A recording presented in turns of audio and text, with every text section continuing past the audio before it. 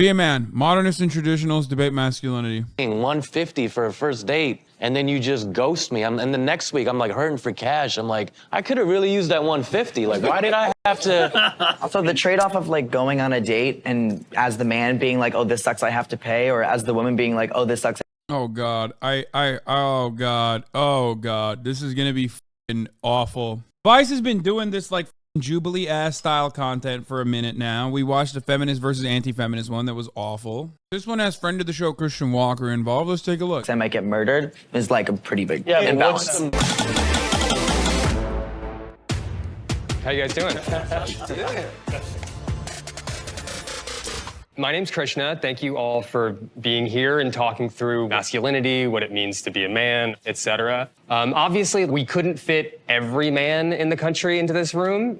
We tried to get a diverse perspective, but of course, that caveat, we're not everyone. I wanted to start by telling you why this is something that I'm interested in. I have an 8-year-old son, and I'm seeing him absorb what manliness might mean. Uh-oh, he's on TikTok. You know his ass is watching Andrew Tate, bro. He's like 8 years old. Instead of talking about how girls have cooties, he's like, Dad, women are bitches, Dad. Thinking to myself, like, what does it mean to be a man? To start, maybe we could just introduce each other. Dad, why don't you have a Bugatti, Dad?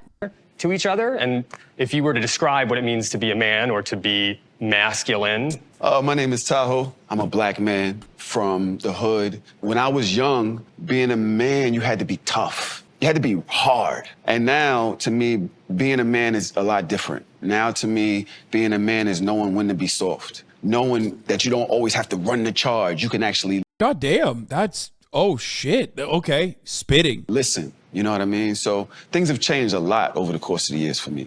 I'm Griffin, and I don't identify as a man. I'm non-binary. I still have elements of, my identity that are masculine, elements that are feminine, elements that don't fall within that range. And I personally just don't feel tied to like the norms or the confines of gender at all. Well, welcome. My name is Dylan, and I think that the notion of masculinity is just something that can be possessed by man or woman. Man, woman, non-gender conforming person. What it means to be masculine is just like, changing and like very fluid. But I think that, masculinity is something that just, like you embody based off of just like how you show up in this world as a man and just like, how you go about being your day-to-day. How you show up. Interesting. Yes. What's up, guys? My name is Paul. I'm a fitness entrepreneur. Uh-oh. Okay.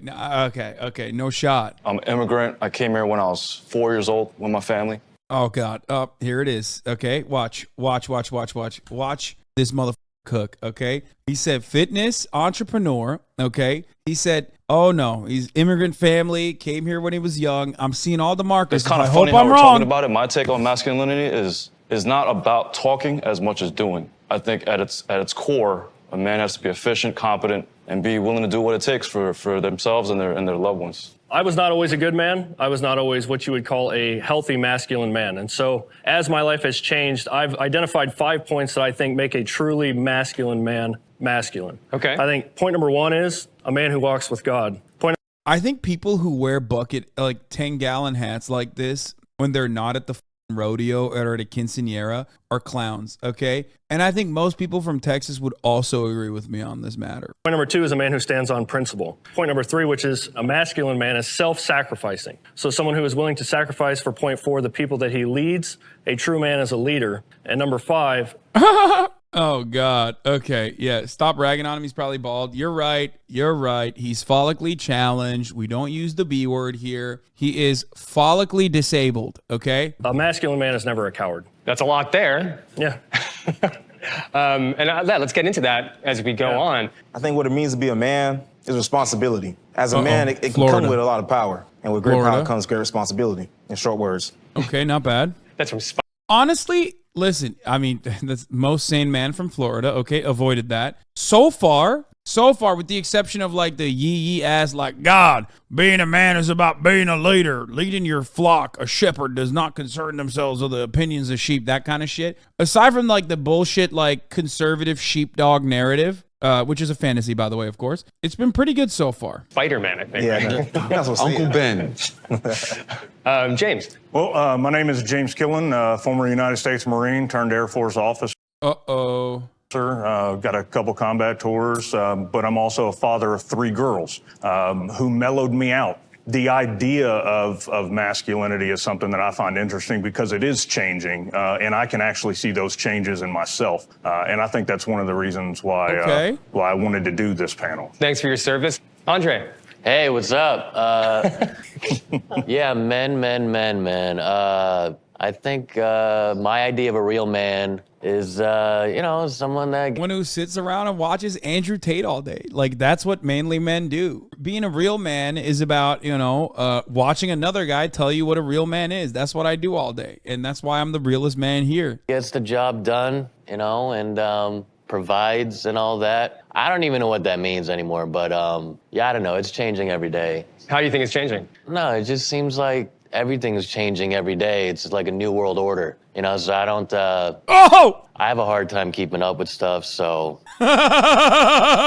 What do you mean, brother? What the Some of these motherfuckers do need to clean their rooms, okay? I'm gonna be honest with you, dude. I'm gonna be honest with you. Like, fix your shit first, okay? Before you start thinking about the new world order, okay? That's crazy. That's crazy.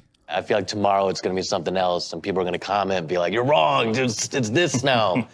It is hard to talk about some of this stuff because you feel like you might say the wrong thing. I'm not really masculine myself, so I feel like I'm like the wrong person to ask. Maybe the right person to ask. Christian. What it means to be a man is to be a adult human male. That's sort of a very formal definition, but I think that might be a good... Oh no, Christian, stop. Oh no, friend of the show, Christian Walker, dude. He's about to come in hot with some transphobia. He had to find like an avenue to shove some transphobic takes in. Good place to kick off because there's a lot of talk. Like, that's not. Do you think it's masculine? Honestly, you think it's masculine or manly to just like constantly fucking chirp endlessly about trans people? Of writing, of research these days that says there's a crisis in masculinity. Is there a crisis in masculinity? And if so, like, what is that crisis? The thing that I see is a lot of deconstructing generational trauma. The be a man, boys don't cry, this, that, and the other thing. And I think that's actually one of the reasons why we see it as a crisis, because we're actually trying to redefine what it means to be a man, and none of us have any idea. I'll tell you what, okay? A lot of people always ask me this. I'll tell you what people think masculinity is first, okay?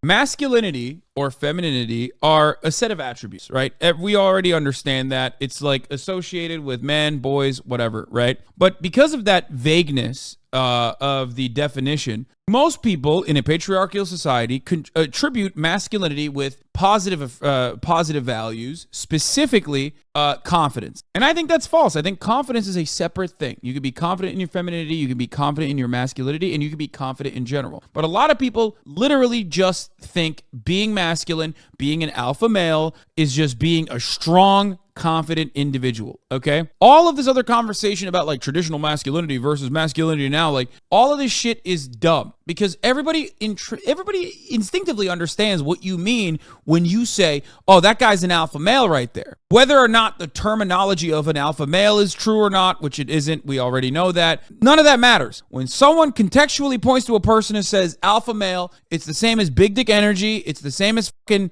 confidence. You're basically substituting it. That's it. Because we're just out here trying to be whoever we are. That's right. I think that historically, being a man was rooted in patriarchy and misogyny. And now we realize how harmful that has been over the years. And so we don't really know how to define where we're supposed to be. And I think the reason, as they're saying, is a crisis is because the box has gotten so small for just being, say, straight, just being a hetero, right? Because if you do anything, women judge you. What do you mean anything? If I dance a certain way, or if I wear my hair a certain way, if I dress a certain way, they go, real men don't do that. Real men don't do that. And which is ironic. He's right. He's saying he can't even be like secure in whatever the fuck he wants to do without people constantly redefining everything to be like outside of this narrowly defined box of masculinity when he can be a masculine figure, which I think he is. And like the moment that he doesn't fit that like narrow boundaries, which is oftentimes like hyper individualized as well, and like has a wider net depending on who you're talking to, like people make fun of him. And so you get scared to move a certain way because you don't want to get judged or outed out of the accepted part of your community. And I think that kind of has us in an uproar, and we don't know where to be. Like, where's the safe place to be for men now? You know what I mean? And it's kind of disturbing. You know, I was what you would call a toxic masculine male growing up. And I had good men that sewed into me, you know, they gave me good advice, but I never found manhood or never understood my place as a man until one day I humbled myself and I gave my life to the Lord Jesus Christ. And I'm telling you right now, walking with God changed my life forever. Yes! Can you define toxic masculinity? Like, I would say toxic. Being humbled by sexy ass Jesus was what my come to God moment. Okay, God, I love born agains, dude. Ugh, American politics is fun. It's funny in and of itself. Okay, only made funnier by the existence of evangelical born again. Submitting yourself to God. Masculinity is like what he was just saying, where you're using that leadership role or that aggressive nature in a harmful way to harm other people to get your way. So the biblical structure for manhood is very humble. It's self-sacrifice. It's not self-motivated, but it is motivated by principle and standing on what's right. So there is a clear-cut vision for manhood in the Bible that I live by, and I think our culture used to live by, and I think our culture has lost its way. I think everybody sort of has a different definition of toxic masculinity. I don't find masculinity toxic in and of itself. Men waking up every morning to the new terms and conditions of being a man. Dating a man who makes monthly photo dumps is wild. This is so good. But I do believe in bad men and bad men exist. But does that mean every man is toxically masculine? No. When you're talking about a crisis on masculinity, I think that there's a lack of understanding there. So it's like masculinity, being masculine isn't toxic. It's just like there are portions of it that you can dive into that make it toxic. Because I think a lot of what we think of masculinity is tied into patriarchy, right? Which is to say, like, for the longest period of human history, like, men dominated women and got the lion's share of stuff. I think a lot of times some people make masculinity into a caricature, like it has to be this alpha bro tough guy. Exactly. And I find the low-key guy who, you know, is a really great father and a great husband and maybe not like drinking raw eggs every day to be a lot more masculine than the alpha. Okay, where are the podcast listening? I cannot believe I'm saying this. Where are the real men? Okay, this panel very suspiciously is devoid of the Andrew Tate fans, of the Joe Rogan heads. Even fucking Christian Walker is coming across normal in this interview. Where are the homies at? Where's Aiden Ross? We need some real representation out here. Being a man is about eating raw meat and listening to the Joe Rogan Experience, okay? That's what being a man's about. The Asian dude is a Tate fan for sure. Oh, the one in the back? I mean, he literally said he's like not masculine. So yeah, you're probably right. For bro who's going and like banging 20 women per weekend and not a responsible man. I find it more masculine to be a good guy. I think that this panel of men is more progressive than the women's panel. No, literally.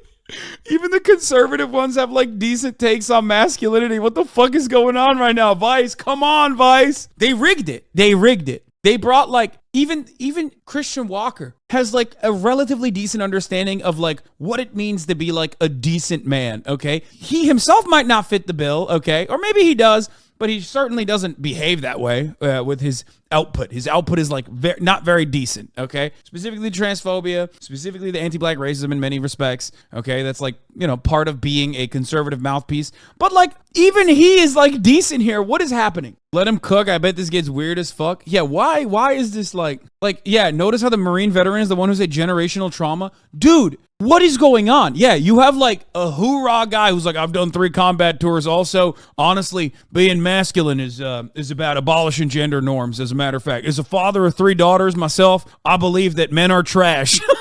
What is going on? Background of this is that we are saying that gender is this like real thing that has real ideas and implications. And Griffin, I'm wondering, as someone who identifies as non-binary, how does this conversation strike you? Well, I think that it kind of becomes like irrelevant whether or not we attribute like having like a good ethical compass to being like masculine. Attributing that to like the gender constructs which we have made up, which are like somewhat pointless, like kind of just feed into needless roles that uphold the patriarchy without even knowing it. A lot of those things are just things that people should be doing because they're like morally right. Like if you're in a family, you should probably support your family. And I really don't think that it has to do with like your manhood. They're 100% correct, by the way. I'm going to be shocked if, look, let's be real, okay? as woke as everyone here is, like, I think you still probably understand that the average dude, okay, the average man is not going to focus on the message here and actually maybe focus on the messenger themselves a little bit more in this circumstance, and probably even like not listen to it. But maybe I'm wrong. Let's hear it. Let's see. These guys are pretty woke so far, okay? These characteristics that we're talking about are baked into an old system of domestic life. I think that's actually where we Cowboy hat clocking them like, dang, they them look kind of like Daisy Duke. Stop. We get toxic masculinity. Like, none of us can really describe what it is, but we can see it when it happens. So we learn it, right? Yeah. This is something we learn from the world. It's something we learn from like TV and shit. And it's maybe something we learn from our dads too. Tell me about your dad. I'm a first generation kid. My dad is from Guyana. Grew up in very humble beginnings, poor family. First time I remember my dad telling me he loved me was when I was 17. And he was like saying like he was proud of me because I was about to graduate high school and things like that, you know. I'm appreciative of all the other things, you know, being present as a provider. But in terms of like, you know, the conversation piece and like, oh, I want to talk to my dad about, you know, sex or something, or I want to talk to my dad about, oh, this person broke up with me and I'm feeling pretty sad about it. I didn't have those conversations. So like emotional language as part of like how you talk to your dad. Yeah. Okay, this is crazy. This is 10 minutes in, and like I have no notes. I'm losing it. What is going on? This panel is doing some fucking agitprop, okay? The female panel was awful, dude. 10 minutes into the fucking feminism, anti-feminism panel, it was already like bedlam. I was losing my shit, okay? This is crazy. This is like wholesome. They're all gonna go get a beer after this. You know what I mean? With the boys. Manhood came solely from my relationship with God. It didn't come from my father. It didn't come from the good influences around me. Is God a man? Yeah, and God is a man. He and is. God is a father, and he's a good father. He's a perfect father. And so I think there is a clear definition of manhood where I guess that's even where the fitness entrepreneur's like, all right, dog, you're being weird right now. Chill. Everyone else in the room. I believe manhood is clearly defined by God. It is the perfect example of what a man should be. Christian, I see you nodding your head. I grew up in a divorced home. When you do grow up in a broken home and you don't have a father in the home, you recognize how important sort of both males and females are in raising a child and being in the home. There's a balance between, you know, masculine energy and feminine energy. Absolutely. And I feel like there's both within everybody. And so there's a balance that with masculine energy in itself that I think a lot of people have trouble trying to like reconcile within themselves. Like, yes, being a man, you work hard, you take care of your people, but you got to be able to have that emotional side too, which is where the feminine energy comes in. Y'all just like triggered something in my head when y'all was speaking about having both in the home. To me, I didn't really have it there. And it made me feel a way, but I think that I always wanted one. And so I wound up at a certain age going outside and trying to find what masculinity was outside. And so I went on the corner, and there were 20 of us on the corner, and none of us had dads. We were all messed up, and so we all taught each other the wrong way to love, to be loved. And then I think in society, there's way more people like that. And a lot of kids who don't have fathers in the home, excuse me, you're good, man. look for that father in the world or in a different way. Yeah. This is a very real issue that many of you already have seen the consequences of, and the consequences are Jordan Peterson, Andrew Tate, and the like. Literally, people who are routinely fatherless behavior in men manifests itself. Like, I know the age-old meme is like, oh, you're fatherless, you became a stripper, you became a sex worker or whatever. Fatherlessness in men leads them down the podcast pipeline, and they think Joe Rogan is that male role model. They think Jordan Peterson is that male role model. They think Andrew Tate, which is the worst iteration of the three, their positive male role model, is terrible. Be on the lookout. Yeah, well, first I think that like attributing like proper family values to like a heterosexual couple with children is like just not effective. Like, I think that it's obviously like a hetero. Also, for the record, like, yes, almost all children born into a household with two parents are still going to have an incredibly healthy development in comparison to a child born into a single parent. Most of that is about disposable income and not necessarily about like not having a man or not living in a, you know, male-female partnership in the home. Like, that's not it at all. Normative take to be like man and woman and then a child, and that's how you create like a good family. And whether it's like a single mother, single father, or like a queer couple, like I don't think that it's necessary to like attribute men and women to like certain roles in the household. I think that it's only due to nurture. You're that guy for Pace the Online Leftist Weirdos? Yeah, well, I know that, and I recognize that responsibility. those gender norms that we follow. Male and female matters. God gives you one of those identities, you take on that role. And now you're responsible for not or for fulfilling that role. There's a masculine crisis because men are not taking responsibilities for the God-given roles that they have in society. And so when you take away the need to say, God made you this or God made you this. I love when like God-loving motherfuckers go crazy for God. Because like nobody wants to hear it. God lovers of this magnitude can't shut the fuck up about God. And that is precisely why everyone on that panel, even if they're like Christians, will go, dude, shut up.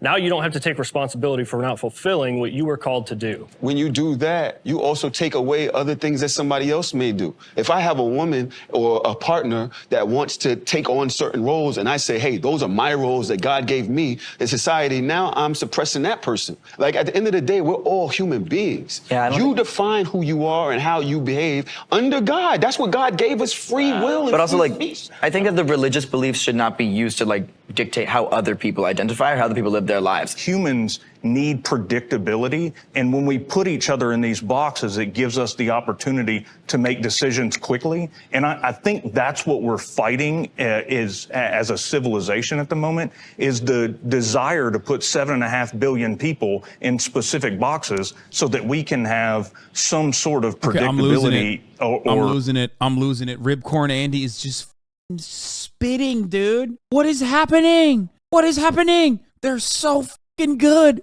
Dude, this is agitprop. This is agitprop. Men, this is our year, boys. 2023 is the year of men, okay? But good men. Not men like Andrew Tate, good men, all right? Or stability in our lives. I was an emotionally abusive young man in my 20s because I had an idea of what my wife should do. And it caused a lot of stress. Why were you the way you were? You know, I had a lot of anger. I had a lot of pent up rage. I had, some combat stress that I had to deal with also that I wasn't dealing with because men don't show emotion. There is a social construct that benefits. Dude, okay. I gotta say something here. Look.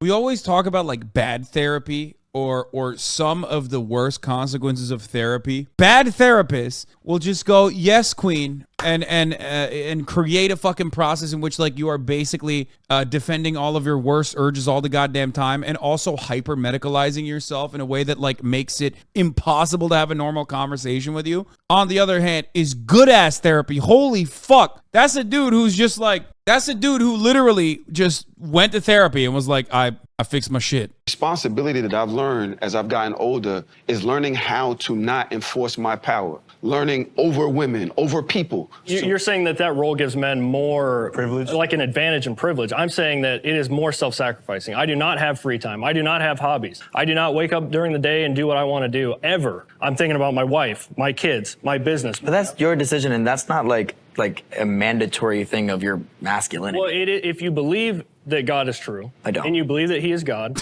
then you do have that responsibility. What privileges are you? They said I don't. Like what privileges do men have? We've constructed this entire society to benefit us. Break it down. Like what privileges exactly? Like we talk about the wage gap, or if you look at Roe Florida man nailed it, dude. Never wrong. Florida man coming in. versus Wade, men controlling women's bodies. Even if there might be those privileges, there's also more men who commit suicide, more men incarcerated. I think when you talk about like incarceration rates and things like that, like things that men are a victim of, I think that it's important to like recognize, like, I don't think that men are oppressed solely on the grounds that they're men. I think that men like, experience oppression based on like the intersections of their identities, which is why we see like different like lower class jobs being worked by men, or like higher suicide rates, or like incarceration rates going up, because like men, like Black men, brown men, indigenous men, queer men, trans men, etc. Those people like face oppression, they experience oppression, but it's not solely due to their identity as a man. But I think dating and say it because they're laborers. Say it, Griffin. You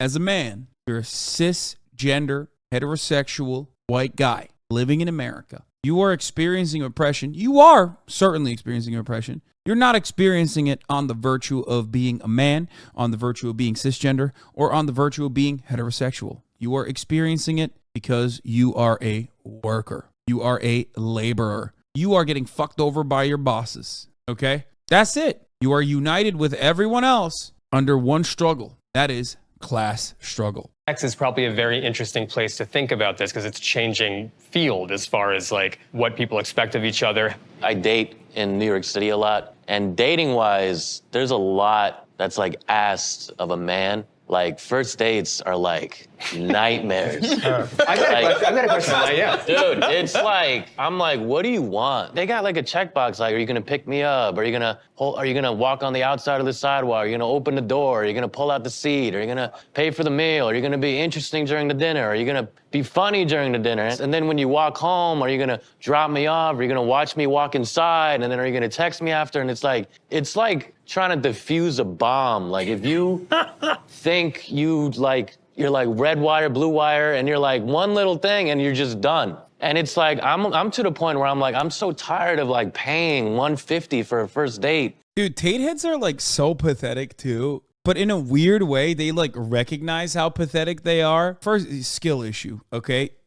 Skill issue, get better, okay? Number one. Number two, like if this is like your biggest problem, then god damn, brother, like if you look at it like it's a narrow list of checks that you have to like check off a box, like yeah, you're gonna always have a hard time. And then you just ghost me. And the next week I'm like hurting for cash. I'm like, I could have really used that $150. Like why did I? Again, thinking this dude has to work on himself, okay? Thinking that like spending money on a first date is what is going to solve your problems is a bad idea, okay? You don't want to establish the relationship on a transactional nature. Someone should want to go out with you because they want to spend time with you, because they think you're interesting. They want to learn more about you. They should not want to go out with you because you're going to buy them shit. Did I have to? Anybody can be narcissistic, but I think that it's like weird to randomly attribute that to like women in New York because they're being complimented all day. There's a term that's called absolute power corrupts absolutely. So, but that is look, even the most even keeled, masculine, confident minded individual still ultimately is like falling into that trap that like, yeah, some women just like get this crazy sense of self-worth, this inflated ego, okay? Even he's doing it. When we're talking about masculinity, that's what we've had. We've typically had that. We can do whatever we want, and we do it because we squeeze, we corrupt, we take. Historically, you take over things, places that you don't like, and you rape the women, and you take the gold, and you do what you want because you have that power. Now, when we see women have that power, we're like, whoa, she's literally just getting a taste of the power that men have had. No, I don't think this is correct. No, he's like still doing it in a feminist way, but he's not right, because I do not agree with the underlying premise that like women who are getting hit on all the fucking all the time, women are getting hit on all the time, and that's why they have this like inflated sense of self-worth, and that's why they're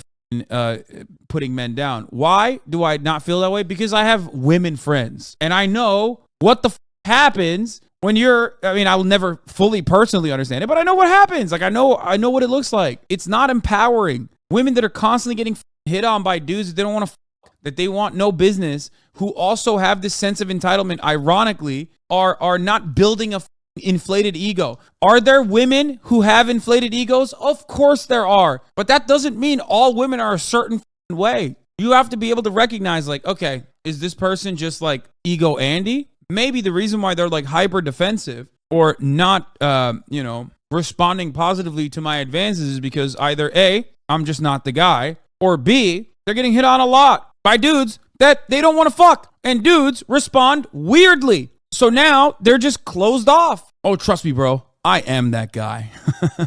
For centuries. But on the flip side of this perspective of dating, of like the poor guy who goes on these dates and gets ghosted, and it's a struggle to date. On the other side of that is men have more sex, men cheat more, they have more affairs. So if I'm a woman and I'm looking for a guy, I would be really selective. I would have a list of what I was looking for. You know what's funny about this? Like Christian has his take because he has a lot of female friends. That's why he knows.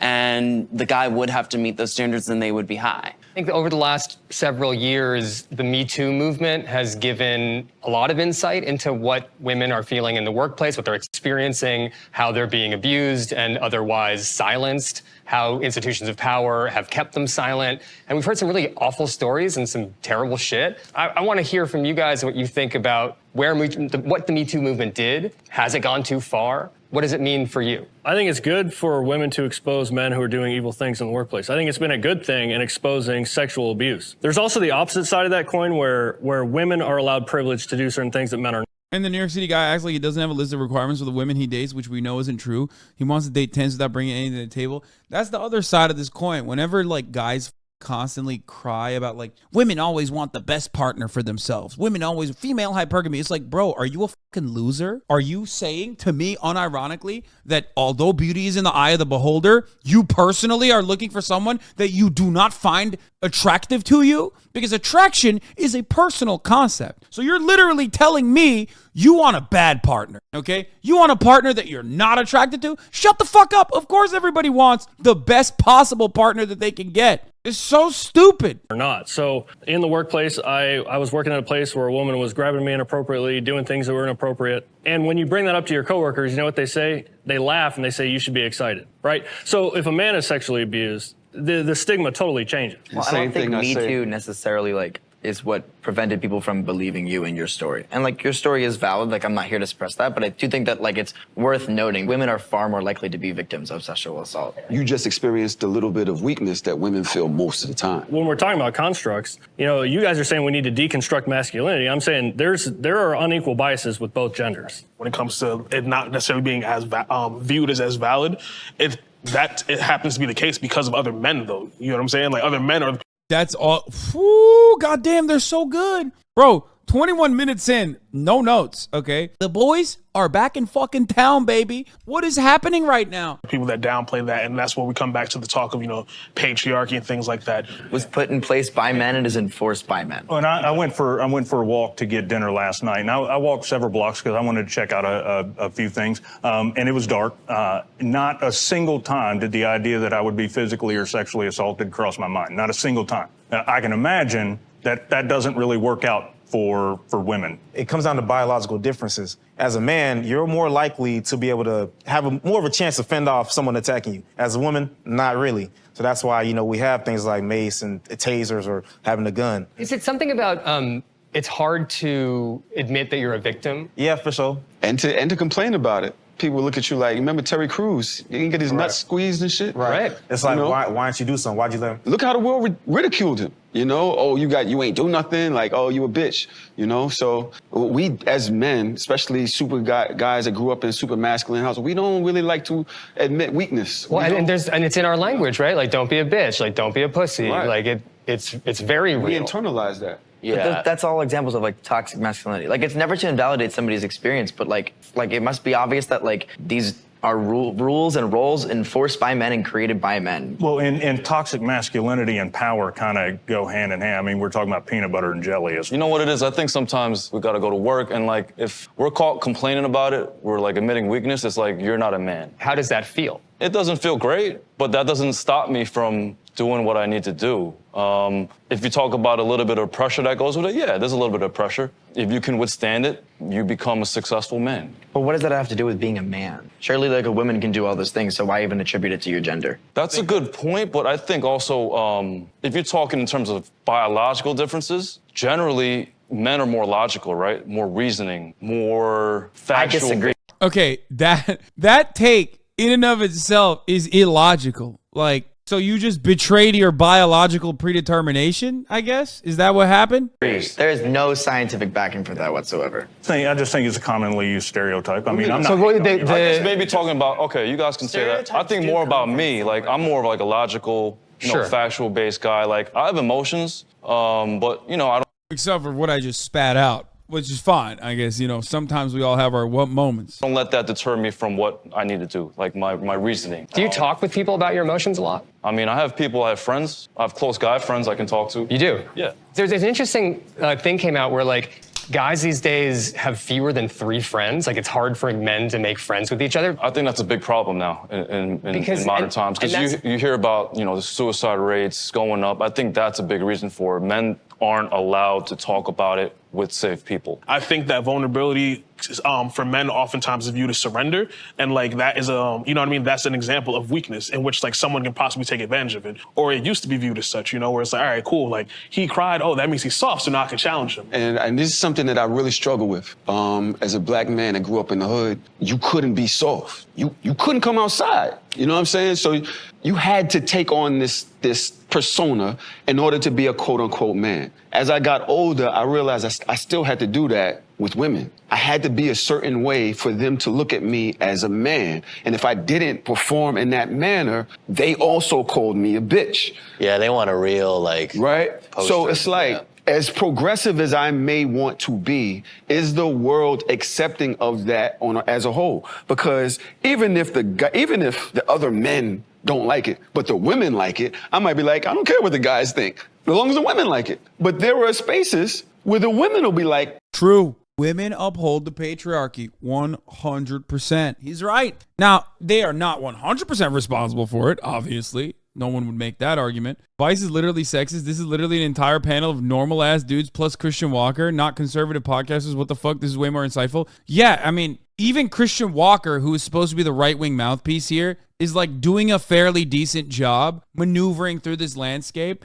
and not even leaning deep into his like reactionary tendencies in the same way that like the feminism panel 100% had at least 2 individuals in it that were just going absolute bananas mode. You know what I mean? I think they probably thought the God guy and Christian Walker were going to be like pumping out some psycho narratives, but they just aren't on this, on this subject matter. It's crazy. look at him, he wants a finger in his butt. Sorry. No, let's talk about fingers in the butt. You know what I'm saying? That's not my type of guy. He's not my type of guy. And I can't be open with sex or accepting having gay friends. That's what you like? But I can't, right. You can't be open about certain things because then you become questionable and you're pushed out of the safe space. You know, sex is a difficult thing for men to talk about even with each other, especially if you do have some kind of kink. That's because women are less reasonable? No. You think that there aren't insane men that they could have put on this panel? The only one guy that like unironically resembles the chronically online fucking loser Andrew Tate fan is the dude in the back right corner, okay? And he knows to shut the fuck up in this situation. It has nothing to do with like women being less reasonable, dummy. I mean, I know you're probably joking, yeah. You know, they just did not choose some sick freaks in this circumstance. Because you're not allowed to be vulnerable. You're not allowed to be weak. You're not allowed to fail. And a lot of people that, when you say the suicide rates, you give up because you have nowhere to turn. I kind of disagree with you on the fact that pressure is causing. I think it's more the lack of support and guidance for a lot of guys. Like, they don't know where to turn. Like a lot of guys, you know, suicide, I think, is like when you lose hope, right? So they just don't have hope. What about not wanting to go get it? Because there's places to be. There's people to go. You can go to church. I mean, you can go to therapy. There's much places as you to say go. that, but I don't feel like, you know, when you say guys don't want to express weakness, I think taking that step is hard for a lot of men, because then that expresses weakness. It's hard for a lot of guys. You know what's interesting? That what I'm hearing is that as men, you also are victimized by the sexist expectations of masculinity. It also makes it hard for men to love themselves and love themselves enough to understand that they're in trouble. You know, and I know that's something that happened in my life. It was before I did finally go to therapy and get the demons out that I needed to get out. This guy's took awesome. Me meeting a woman who actually made me want to love myself. This is Cutter, dude. This is Cutter, and everything went right, okay? Straight up, nice hefty portion, a healthy serving of rib corn coming your way, ladies and gents. You found a woman who gave you peace and changed you a lot. Well, great if a man is dating a woman and she doesn't like that he's not masculine enough. It's kind of like, to me, I feel like too bad for him. He should go find someone else. That's part of the dating scene. Everyone has things that they like and things that they don't like.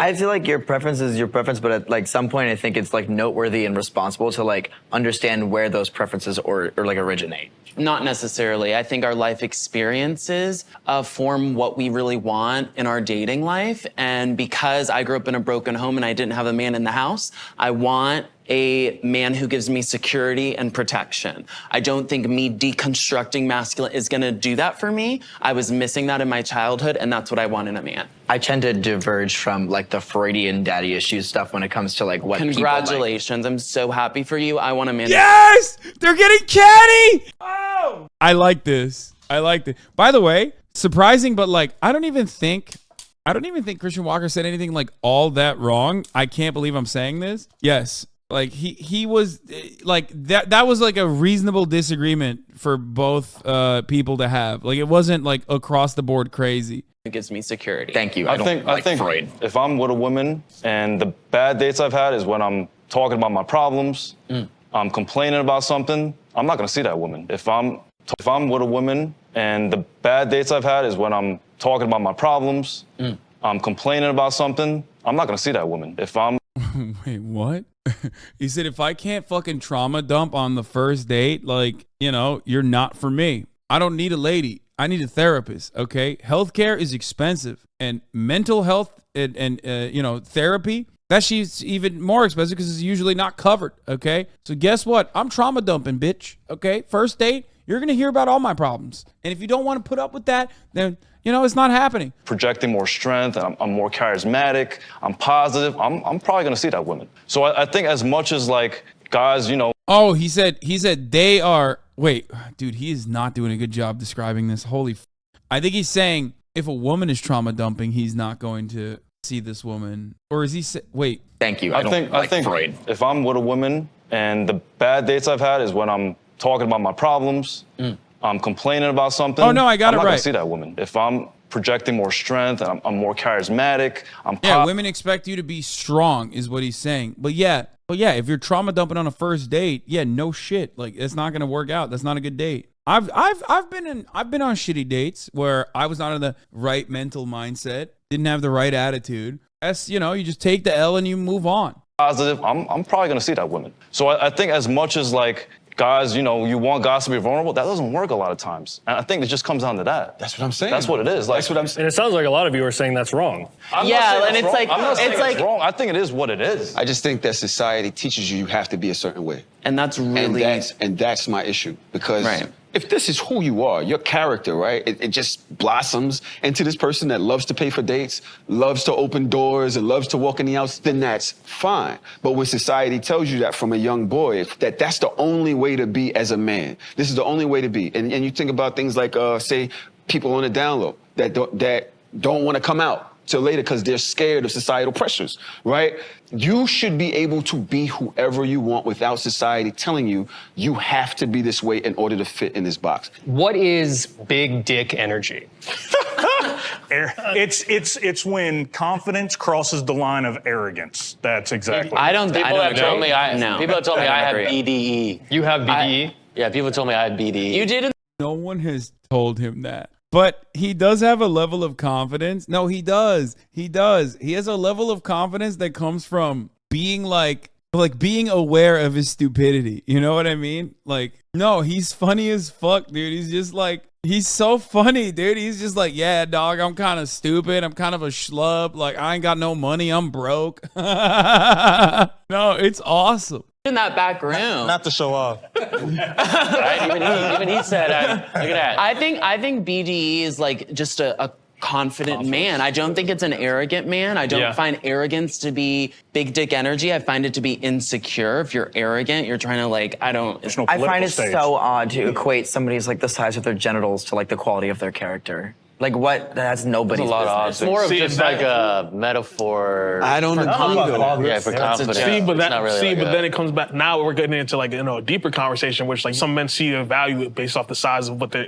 carrying between their legs. You know what I mean? Yeah. So like that's why the conversation of big dick energy comes into place because people feel as though like a man that's like more that's packing more down there. Bro, this is literally like, this is like gender theory. What the fuck is going on? You brought a bunch of fucking Normans in a room, and they're literally like assessing like value attributed as a consequence of the patriarchy or patriarchal expectations, and like how what cultural gender norms are, and how that like ends up harming men. What is happening right now? What the fuck? This is literally CRT. You know what I mean? It's more like, you know, one, they're better in bed. They're like more confident people. They're exuding a certain energy. So that like the stereotypes, you know, so the stereotypes associated with having a big dick. The lack of a need to overcompensate to society because you know you're adequate. You know what you got. You walk with confidence because you like you can tell when somebody's putting on because they lack in certain ways. And men, me, and people I know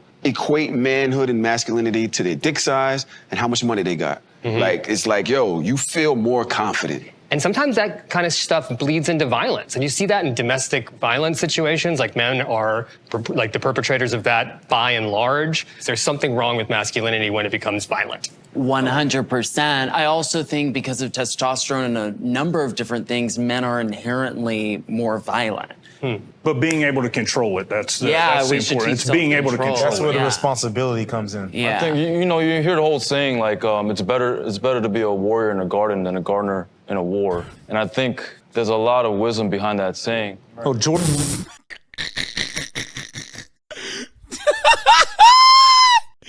Bro, this guy's brain is fried from looking at like every inspirational quote Instagram account that's like also basically a botted account to shill cryptocurrency rug pulls, okay? It's like, yeah, dude, he saw that. Like he 100% saw that on one of those Instagram accounts over like a lion, you know what I mean? Over like a photo of a lion, like it's better to be a warrior in a garden than to be a gardener in a war. Be a gardener in a war. That's right. Yeah. It's just, dude, just, which, yes, you are incredibly correct. He is literally a live, laugh, love motherfucker, okay? He is. That is the male version of live, laugh, love. George Orwell said people sleep peaceably in their beds at night because rough men stand ready to do violence on their behalf. I think that's a big thing, but the key is to be ready, to have the ability, and also the humility and the confidence to not use it unless it's absolutely necessary. I don't think we teach boys that enough because I think promoting violence is extremely toxic. Thank you guys for your honesty, your like willingness to go to uncomfortable places, willingness to debate one another. Yeah, I'm interested to see like what sticks with me like in days to come after our conversation, because I think so many things were raised in such sort of a diverse perspective group. Thanks for having us. Thank you. So nice to meet you. Yeah. That was not bad at all. As a matter of fact, that was very good, I would say. Very fucking good. Yeah, men and women. Yeah, no, literally. Vice anti versus pro-feminist debate. Vice men debate on masculinity. Straight up. What happened here? What happened? No, literally, what happened?